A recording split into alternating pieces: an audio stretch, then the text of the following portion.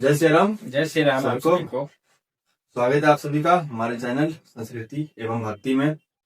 तो ये video episode 12 का ही पार्ट 2 है। इस वीडियो में हम लोग एक कहानी के माध्यम से समझेंगे छात्र विद्यार्थी जीवन और छात्र जीवन का ही ये हम लोग का सेकेंड पार्ट है। तो इस वीडियो में हम लोग एक कहानी के माध्यम से समझेंगे जिसका बारे में है सत्यकाम जवाला के बारे में। सत्यकाम जवाला पे आधारित एक वीडियो रहेगी जो और ब्रह्मचार्य आश्रम और सत्य की खोज पर निर्भर करती है। और वो छात्र जो सत्य की खोज में बाहर निकल पड़ा था कि सत्य आखिर में है क्या। तो पूरा जानने के लिए बने रहिए हमारे वीडियो में, हमारे चैनल में बने रहिए। चलिए बिना देरी किए शुरू करते हैं वीडियो को। कहानी की शुरुआत होती है एक छोटे से गांव से। एक गांव में जबाला नाम की एक साधारण महिला रहती थी। उसका एक बेटा भी था जिसका नाम था सत्यकाम। सत्यकाम को ग्रंथों और वेदों के बारे में बहुत इच्छा रहती थी, लेकिन उस गांव के जितने भी गुरु थे, जितने भी आचार्य थे, वो उसको अपना शिष्य बनाने के लिए तैयार नहीं थे, क्योंकि उसका गोत्र स्पष्ट नहीं था। गोत्र यानी कि वो खुद नहीं जानता था कि मेरा गोत्र क्या है। फिर एक दिन नदी किनारे सत्यकाम गौतम ऋषि के चरणों में गिरकर उन्हें प्रणाम करता है, इस लोभ से ताकि उसे उस गुरुकुल में दाखिला मिल जाए।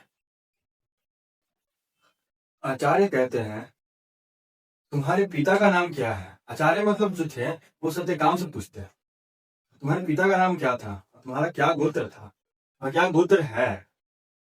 तो सत्यकाम में जानता नहीं था कि उसका गोत्र क्या है। तो सत्यकाम अपनी माँ के पास गया, जबाला के पास।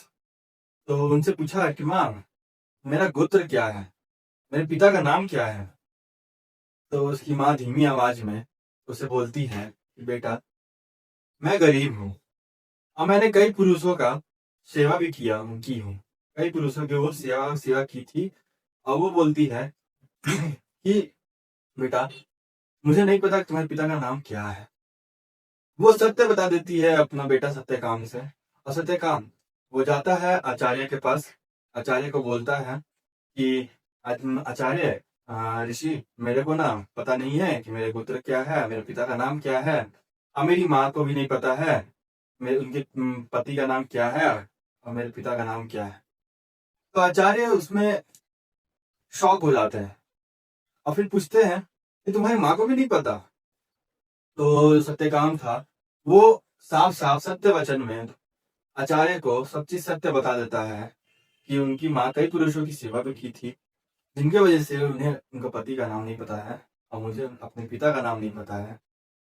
आचार्य जो थे वो सत्यकाम की सच्चाई और ईमानदारी से प्रभावित हो जाते हैं और उसे कहते हैं कि जो सच्चाई और ईमानदारी का ज्ञान रखता है वही ब्राह्मण होता है। तू शुद्ध है, तुम मेरा शिष्य बन जाओ, आचार्य सत्यकाम से कहते हैं। इस तरह सत्यकाम जो है शिष्य बन जाता है और गुरुकुल की सेवा में लीन हो जाता है। इससे हमें यह समझ में आता है सच्चाई जाति या कुल से ऊपर होता है।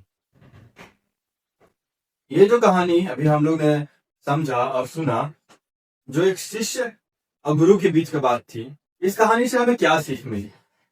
कुछ तो सीख मिली होगी। ये विद्यार्थियों का जीवन को दर्शाने वाला कहानी था।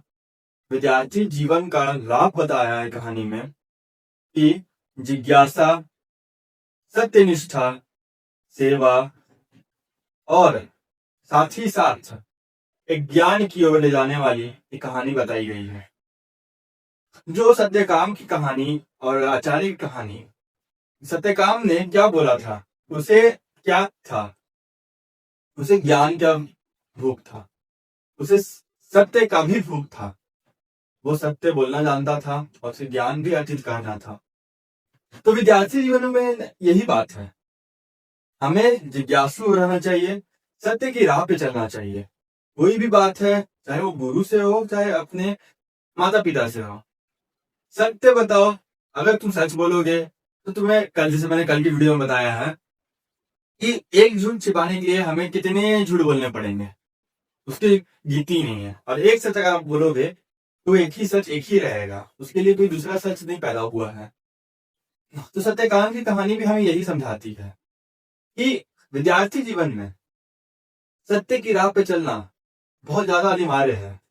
और अगर आप सत्य की राह पे चलोगे तो आप बहुत अच्छे मुकाम हासिल करोगे अपने जीवन में, और कुछ अच्छे, और अपने आप अच्छे इंसान भी बनोगे अपने जीवन में। तो चलिए, जैसा कि हमने अभी सीखा कि शिक्षा जीवन क्या है, विद्यार्थी जीवन है क्या।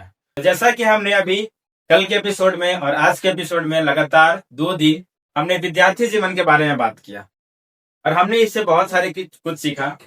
आपने इस वीडियो से क्या सीखा वो हमें कमेंट करके जरूर बताएं, ताकि इससे भी और अच्छा बेहतर वीडियो हम लोग बना सके। मिलते हैं कल की वीडियो में एक नए टॉपिक के साथ। तब तक के लिए अगर हमें हमारा ये बताया गया स्टोरी आपको पसंद आया हो तो लाइक करें, शेयर करें, सब्सक्राइब करें, क्योंकि आपके सपोर्ट से ही हमारा आत्मविश्वास बढ़ता है, हमें मोटिवेशन मिलता है और हम ये वीडियो बना पाते हैं। और आप जो इस वीडियो से सीखे, उस वीडियो से जो आप सीखे उस सीख को आप जरूर कमेंट करें, क्योंकि आपके कमेंट से हमें भी ज्ञान मिलती है कि हमने भी कुछ नया सीखा है। आप कुछ नया बताओगे, हमें भी वो चीज नया लगेगा। तो आप लोग भी कमेंट करिए कि कैसा लगा और क्या सीखे आप लोग इस वीडियो में। चलिए मिलते हैं कल की वीडियो में, तब तक के लिए जय श्री राम। जय श्री राम।